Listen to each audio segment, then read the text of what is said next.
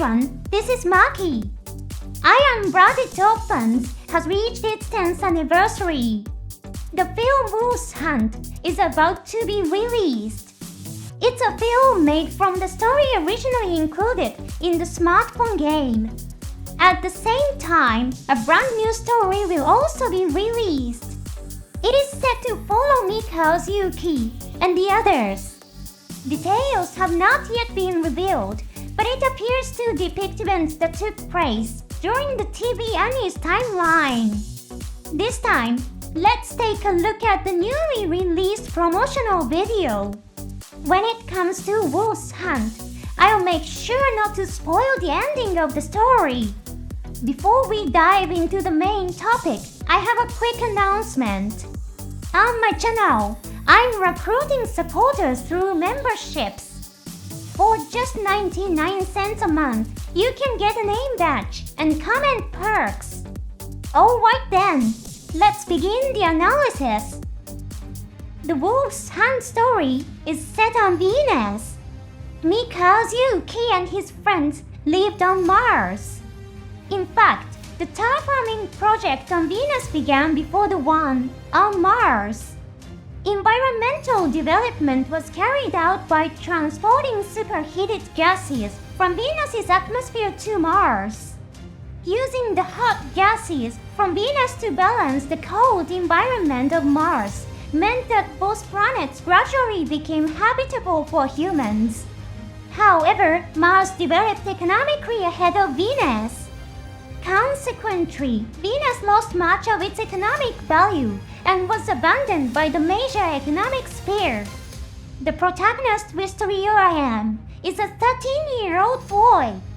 He is the president of a colony management company called Facilities. In the promotional video, we also see a place called Radnitsa Colony. This space colony is located 50 kilometers above Venus. There is a city there which is renowned for its beautiful waterways. However, this colony is struggling with poverty and is far from prosperous. Many criminals have been banished there and now live in the colony. Furthermore, even ordinary citizens have not been issued with ID to receive economic support. Cal-re-A, the governing authority, has neglected the city's administration and even carried out budget cuts. This striking contrast between beautiful scenery and people living in hardship forms the backdrop to Wolf's Hunt story.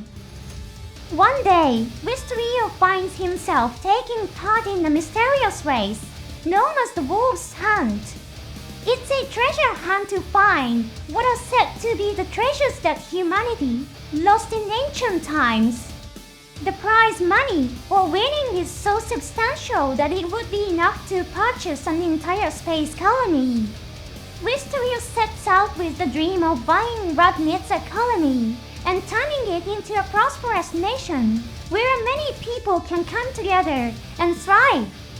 The rings shown in the promotional video and posters are connected to the Wolf's Hunt. They serve as proof of a participant's entry into the race and also provide navigation functions. The aim is to follow the navigation system, reach the designated locations and collect the stored data. Wolf's Hunt also involves young women known as guides. They act as guides for the participants throughout the race. These women are orphans, and if they successfully complete the race, they will be promised large rewards and the chance to live freely. So, what exactly is Wolf's Hunt? It seems strange that participants would earn such enormous rewards just by collecting data. And what are the treasures that humanity lost in ancient times? This mystery lies at the heart of the Wolf's Hunt story. And now, the story of Mika's Yuki and his friends. This is a brand new production. Those who have played the game and know the story might be most excited about this part. One memorable scene shows Mika's Yuki eating a meal. By the end of the series, his ability to move his arms and legs has been severely limited by the battles he has endured. Therefore, this clearly can't be set during the final part of the story. In a previous episode of my show, I speculated that it might be set between seasons 1 and 2. There are indeed a few hints in the promotional video that support this idea. We see a mysterious blue mobile suit appear. Currently, there is no official information about it. However, judging by the cylinder-like parts around its waist and the design around its elbows, it could be a custom-released version of the Greys. Could this mobile suit be the new enemy standing in Mika's Yuki's way? There is also a scene of Gundam bar bottles in battle.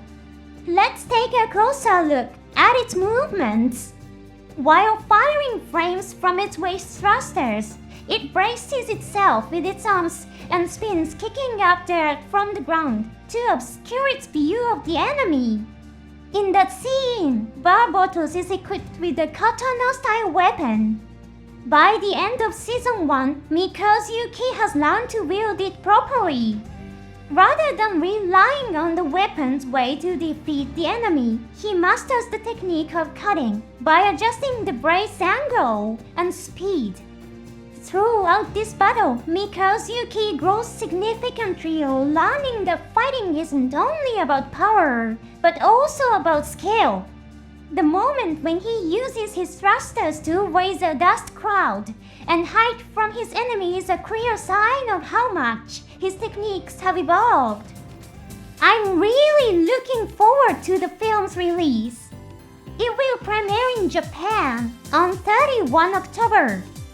Please bear in mind that release dates may vary depending on your country or region. I plan to go and see it on release day myself, of course. Who knows, maybe the second promotional video for the Hathaway film will be released on the same day. That would make it a film with 3 exciting elements all packed into one. Once the film is released, I'll ensure that my program avoids spoilers for those who haven't seen it yet. Let's enjoy this brand new story together. Thank you so much for watching all the way to the end. See you again in the next episode.